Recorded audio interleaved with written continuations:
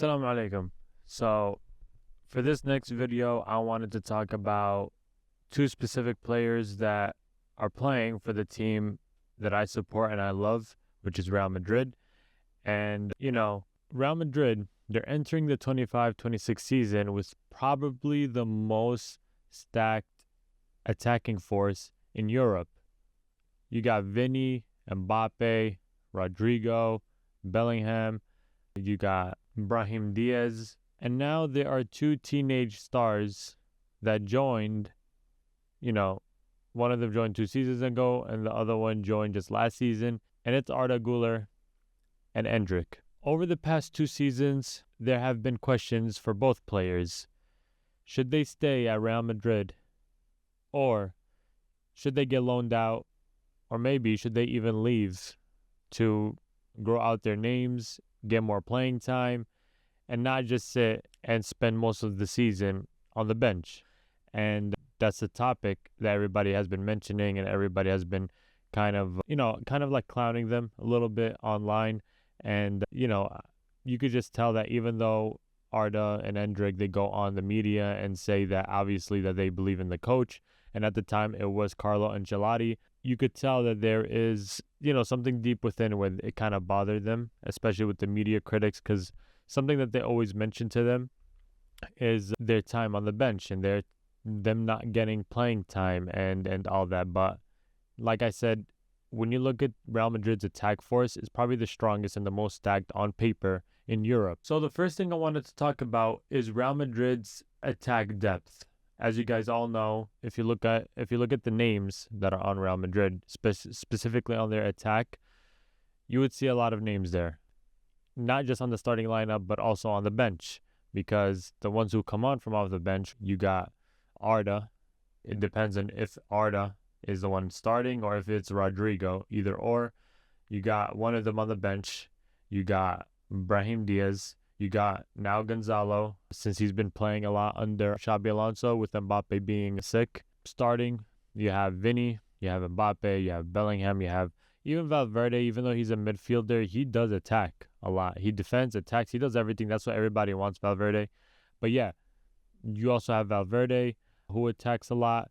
You have, who else am I missing? Last season, you had Joselu, who would come off the bench, and as we all know, he saved Real Madrid that season and did pretty good. Before he left, he was pretty good. And even Ancelotti said we are missing a striker like Joselu. And Mbappe, as we know, he needed time to kind of settle in. But that's not what we're talking about. We're talking about Arda and Endrick. So yeah, if you look at Real Madrid's attack force and everything, you know that they are stacked. So and then you look at Endrick and you look at Arda, and you're just like, how are they gonna fit into this team? How are they going to replace one of those starting lineups? The only one that looks replaceable so far, everybody knows, it's Rodrigo. But even then, Rodrigo is like one of the most important players in Real Madrid in recent years. So look, if we break it down, and if we look at Real Madrid's starting 11, Mbappe starts striker, Vini left wing, Rodrigo most likely right wing. Where would Arda and Endrick get their minutes at? As we know, Endrick is a striker, but Mbappe is there. And Mbappe, young, fresh, he would most likely play those 90 minutes. So where would Endrick play? Arda has been getting a lot of minutes. Even under Ancelotti, he didn't get as much minutes, but more than Endrick, because Rodrigo would be the one kind of getting subbed off. So I'm not even trying to talk about like rotation. I'm just trying to talk about if they would stick to the starting 11. And that is the whole point of this video. So, as we all know, Xabi Alonso loves Arda. There's no way he's letting him go. I don't know if he even mentioned anything about Endrick, but, as we all know, Arda scored 6 in the last 7 La Liga games, so he left kind of like a big impression, and that's where all the fans and even the people in the media, they all kind of saw his importance to the team, especially with Toni Kroos's departure. We have Valverde, but we need somebody who kind of controls that midfield. And I feel like if Bellingham is going to be the one who attacks the most out of those other midfielders, I feel like we need Arda Güler in the middle. Valverde, as we all know, he's good at everything. So we're not even going to try to dismiss Valverde.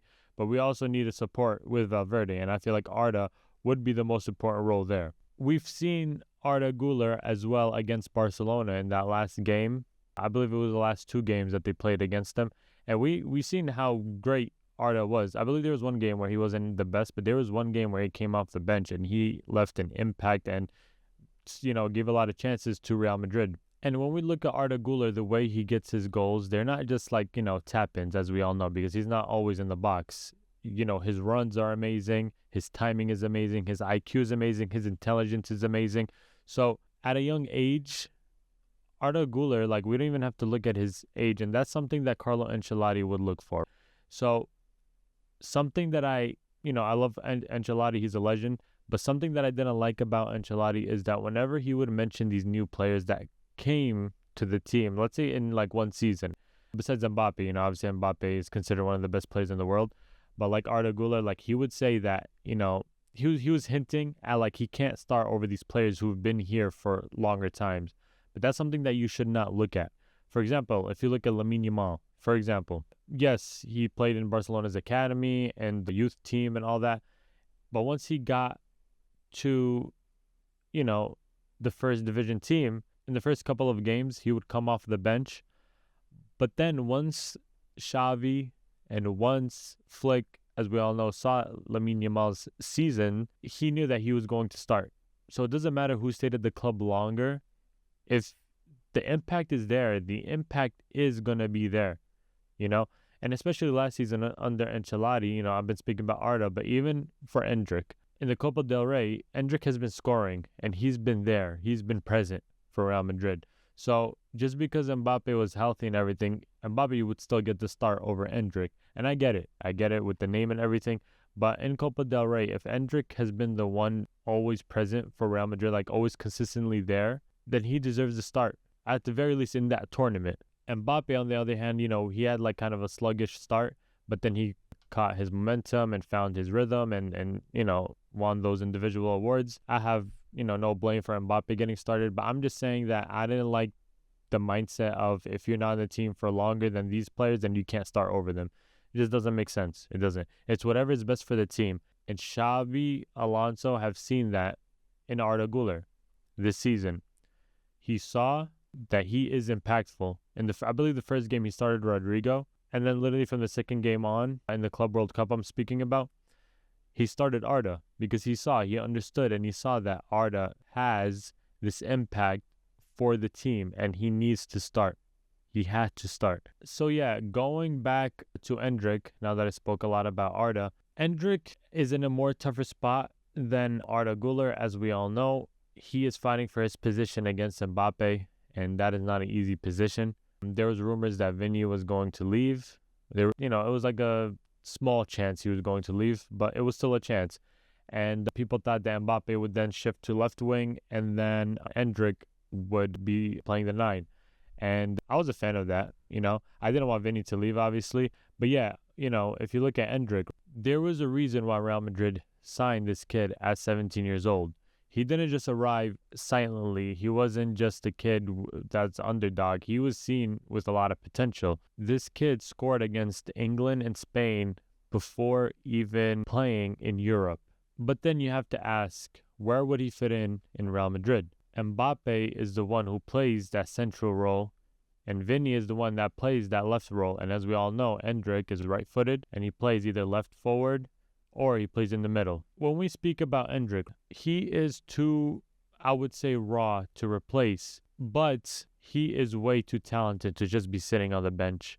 So I would say that if he's not going to get this much playing time, he can't just sit on the bench and kind of come in to play for only 5 minutes. I would say the best option is to loan him out. If Real Madrid wants to keep him, they have to loan him out and let him build on his skills elsewhere and come back. But like I said, it's going to be hard to replace Mbappe or Vinny. It's going to be very, very, very hard. The reason why, I don't want him to get loaned out, obviously. I don't want Endrick leaving or Arda leaving, even if it's just for loan. But something that makes me say this is because I look at Real Madrid's past with young stars. The most recent one that I think of is Odegaard. I was not there live to see it, but when I read about it and everything, they were saying that Real Madrid kind of left him to rot on the bench. So was he wrong for leaving? No. But at the same time, who is he going to replace with Ronaldo, Benzema, and Bale up there in the front, and in the midfield pretty occupied with the Modric? You got Cruz, Casemiro. So it was pretty hard to replace anybody. And if you look at right now, Arda, yes, I'm swinging for Endrick now. Who is he going to replace? It's hard. As a young star, it's hard to replace these guys who are in their primes now. So now what should happen now? And this is where I wanted to spend the rest of the video talking about potential lineups. I'm not the best at it, but I like to look at things from outside the box. I don't like to look at it from, I guess you would say, the script. So Endrick, like I said, the solution for him, in my personal opinion, is that if he wants to wait and maybe, get playing time in the small games and maybe subs in after Mbappe or Vini gets subbed out, that would be also his best option if he wants to stay at Real Madrid. But if not, he could loan out to another Spanish team or any other club, in the top 5 and hone his skills there. There's a lot of teams that need a striker like Endrick, and Endrick I feel like would fit anywhere because he is a pure striker. Like a pure striker is Endrick, and any team would benefit from that kid. But for Arda Güler, I built kind of like a solution for not just Arda, but like the team in general, where there's balance and where they could perform. So if I'm Real Madrid, I am not only keeping Arda Güler, I am also starting him. I'm in that midfield, I am starting him above most of the players there. The only one where I think that can't be replaced is Valverde and Bellingham. Other than that, Arda deserves his spot in the starting 11, even at that age. And when did he earn his spot? I'd say during his last few games in La Liga under Ancelotti last season. And he gives you something that no other player can give you. So what is the solution to this team? And here's the lineup that I'm going to propose to the audience. Whoever sees this is what I'm going to propose. So look, if you look at my screen, this is Xabi Alonso's current lineup. This is what he's been playing in the Club World Cup. He's been playing Asensio, Huijsen, and Garcia in the back. Recently, Rudiger has been back, I believe, because Asensio got a red card. Tchouameni, defensive midfielder, and Valverde, Bellingham in the midfield. And he's been playing Arda instead of Rodrigo and Vini, and obviously Mbappe has been sick, but I just put Mbappe because most likely that is going to be his start. Mbappe would be here. And if I'm being completely honest, I am not a fan of the 4-3-3. Obviously, when they start attacking, you start seeing Trent and obviously Garcia start pushing forward when they attack. But I'm not a fan of this, So if you look at my tabs up here, I have 3 other tabs open with other lineups that I would want to see and obviously try out. Listen, I'm not a professional, but this is something where I've been watching Real Madrid. This is my 3rd season, consistently watching football, and this is something that I feel like would work and would be beneficial for the team. So, like I said, Rodrigo, his best position, he's been playing right wing, but I think his best position is somewhere on the left. As we all know, Bellingham, he could play as literally a central midfielder, or he could play attacking midfielder. And, we saw in the Club World Cup how he scored. He's the one who made the run. I mentioned earlier that I wanted to speak about Vini Jr. because him being over here is a problem. Him starting the ball from over here all the way in the edge is a huge problem, not just for the team, but for the fans. If you guys read the comments, for the fans, and especially for me, I don't like him playing close to this line here. It's been horrible. If you guys saw the latest Club World Cup game, how did Vinny get his goal and his assist? He was not over here. He did not start over here. He was over here making runs. He would run over here and he scores his first goal. And then the Valverde assist, he makes a run across, stops the ball here, and Valverde was in the box with him, and they scored. Vini Jr. is not the best being all the way as a winger. How Neymar played, how Ronaldo played. Vini Jr., that's not what matches him the most. In the 23-24 season, yes, he was remarkable in the wing side. But I feel like now that managers have seen this Vinny season. They know kind of how he plays, and it's predictable. He tries to outpace his opponent, and that's not the best Vinny, in my opinion. So, yeah, speaking about Arda has been amazing, even playing as a winger. But where he plays the best, I'd say, is somewhere here. This is where Arda plays the best. Playing as a central attacking midfielder is the best thing Arda could play as, because Arda could control the midfield while making those runs to attack the net. And we've seen how he got his goal in the Club World Cup. He was over here when he scored it. He was over there. And that is not a pure midfielder. He could attack as well, but he could also control the midfield. So that's why Arda has to start. There's no other way. Lineup number 1 by Real Roots is here. 4-3-1-2. So it's kind of similar to Xabi Alonso's lineup here. No, like this. This is Xabi Alonso's ball here lineup. This one is a little similar. It's just I don't want Tchouaméni. Instead, I put Valverde. And listen, it might not be the best, but I feel like it would be the best for 2 players, Arda and Rodrigo. Valverde is playing as a CDM because he is good at that role. He is good at playing a little deep. He doesn't have to make these attacks. He's good at attacking, but like I said, he's also good at playing defensive. He would be the best playing behind Bellingham. And, Arda makes sense why he's playing on the right side. Obviously it goes without saying. Like I said, Rodrigo's the best as a left winger or playing on the left. He's right-footed, and we've seen from last season he's been playing good as a left winger. He has. There's been a decline, obviously, and everybody has been critical about him. But Rodrigo has been good on the left overall. And him playing behind Vinny would give Vinny the opportunity to start moving around to get open while Rodrigo is the one bringing the ball. Having Bellingham beside him, I feel like there's a lot of miscommunication with Vinny and Bellingham. We've seen it recently. We've seen it last season. There's been a lot of miscommunication. But the reason why I put Vinny up here with Mbappe, they're not always going to be the ones staying up here. I would expect them also dropping back. I would expect both of them dropping back. Maybe Bellingham could make a run. Bellingham is an amazing, amazing attacking midfielder, which is why I put Bellingham here. But the reason why Vinny, I want him to play here is because I don't want him playing here. When he's a winger on paper, I don't know if you guys realize that he's been playing here. If you guys go back 2 seasons ago when Real Madrid won the UCL, Vinny was not a winger. He was playing here alongside Rodrigo as a striker. And Vinny would not start from here. Most of the time, yes, he would get the ball here and he would dribble and make his goal and assist. But he would, if you guys look at his goal compilation, you would see that he comes more from the mid, attacking from the center. He would shift, he would run. But since last season with Mbappe's arrival, Vinny has been sticking here, and that's what he does. He always just stays here. And that's where he gets memed for, and that's where kind of his decline happened. And yeah, I would prefer Vinny playing up. I would even prefer Vinny playing as a striker. Vinny is amazing attacking through the center.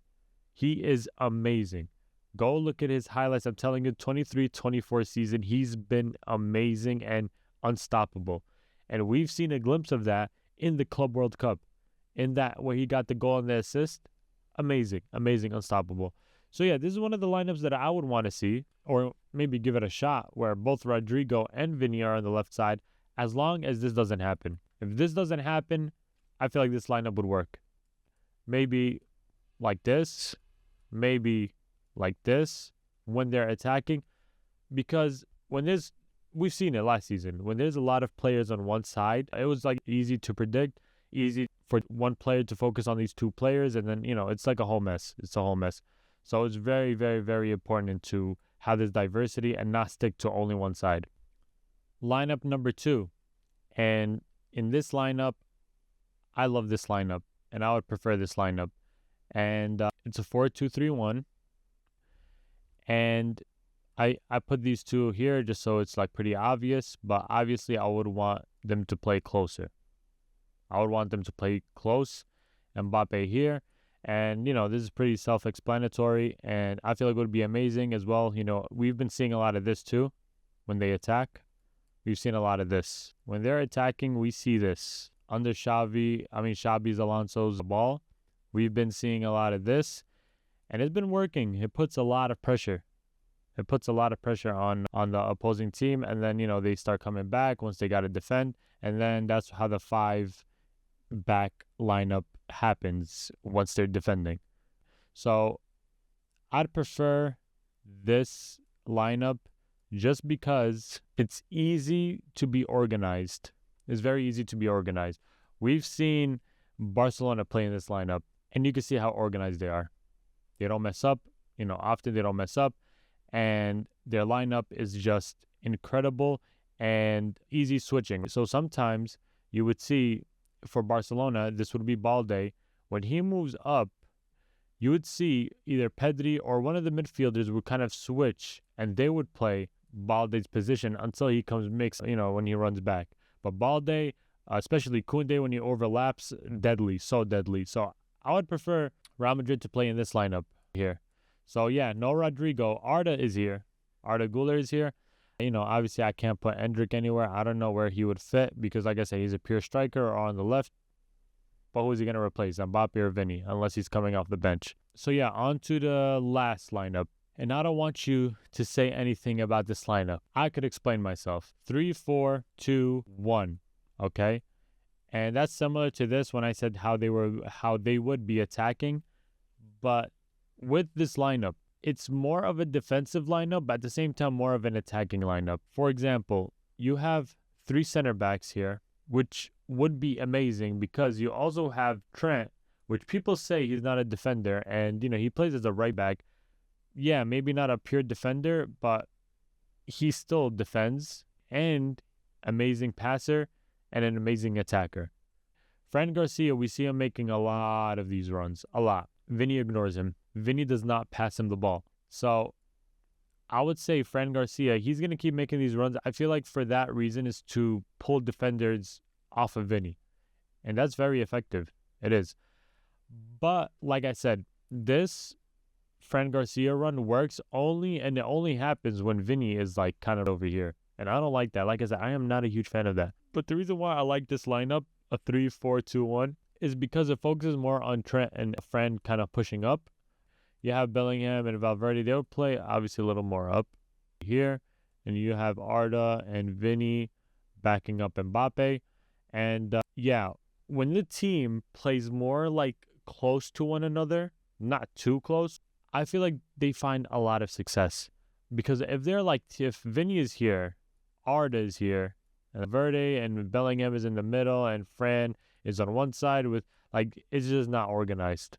It's not. There's no threat in the middle. And we see Mbappe go either to the right side to get the ball or to the left side to get the ball. There's no threat in the middle. We can't rely on them to go up front, because then once all these guys are up on front, and then obviously they're going to be up here, with 3 in the back is more safer than usually they would go with 4-2. Real Madrid usually when they get countered, especially last season, it would be only 2 in the back. Most likely it would be 1. But having 3 in the back and not having them to move up is amazing because, one, we got Dean Huijsen, and watching him play is amazing because he is not just a pure defender. This guy's an amazing passer, and nobody could pressure him. And the way he passes the ball through everybody, you start questioning if he should play midfield, and not being so serious. So having 3 in the back would be good if Real Madrid wants to take a chance doing something like that. Because when they play like this, it's a mess, and it doesn't really work. So something that I really want to see is them being organized, and instead of them playing too far from each other, especially these 3 on the front, or not even Arda. Arda could play more midfield, but if these 2 play close to each other, like this is what I mean by close, not here and the other one is over here, Real Madrid, you expect them to score a lot. Expect them to score a lot. We haven't seen Mbappe play under Xabi Alonso, but I am excited to see that. But yeah, this lineup, it doesn't look like the best, but I'd say it's worth the try if there is a tactic. If you're going to give a tactic to this team, who's stopping them? Who is stopping them? Give them great tactics, bro. I'm telling you, this team would be unstoppable. Especially once they start defending now. You have these three strong center backs alongside them coming back to defend. You have him who defends you, and we know Bellingham is a hustler. He's going to be going all the way back here, all the way in the back. And then I think Xabi Alonso has been telling his forwards to start pressing and start defending as well. So we've been seeing that a lot from Vinny, Gonzalez, I forgot his name, the one that has replaced Mbappe for now. Arda, he's been pressuring a lot and dropping back. So we haven't been conceding much in the Club World Cup so far, despite going up against strong teams. But yeah, this is one of the lineups. So yeah, Arda Güler has found his spot in the starting 11. And I'm happy for him. I am. Am I sad for Rodrigo? Yes, I am. I'm sad for Rodrigo. I don't want him to leave, but he might leave. And that is the truth. And if Xabi Alonso could find a spot for Rodrigo in that starting 11, it would be great. Other than that, I feel like Arda has to be the one starting for Real Madrid. And he plays a very, very important role for that team. Endrick should be going out on a loan, in my opinion, if he doesn't want to be the one getting subbed on for Mbappe or Vinny, and he doesn't mind playing for the smaller games. I feel like that would also be his best choice, like I said, if he wants to stay in Real Madrid. But for Arda to be the one starting for Real Madrid and controlling that midfield and also playing as an attacking midfielder is a very deadly threat to the opposing team, because Arda Güler have been unstoppable, especially if you look at the last season under Carlo Ancelotti. Whenever he would start, he would leave an impression. But the only excuse that Carlo Ancelotti would give to the media was that he can't start over players who've been here longer. And that is not a valid reason. It's not. Unless Arda is performing, let's say, the same as a Rodrigo who's been there longer, then okay, you can't kind of replace a player who are in the same skill set, but at the same time has been there longer than the other. But we all know that Arda, if he's better than a player in the team in that position, that player has to get replaced. And not just with Arda, with anybody else. Anybody else. It doesn't matter how long you've been at the club. So yeah, I just want to know, what do you guys think about the lineups that I just dropped? What do you guys think about Arda and Endrick? Should they stay for this season? Or should they go out on loan? Especially Rodrigo. We've talked about him a lot. So what do you guys think would be the best for Real Madrid for the next season after the Club World Cup? If there are anybody watching, as always, leave comments down below and I'll be responding to them. And make sure you follow, TikTok and Instagram, and subscribe if you haven't. And yeah, I'll see you in the next video. Assalamu alaikum.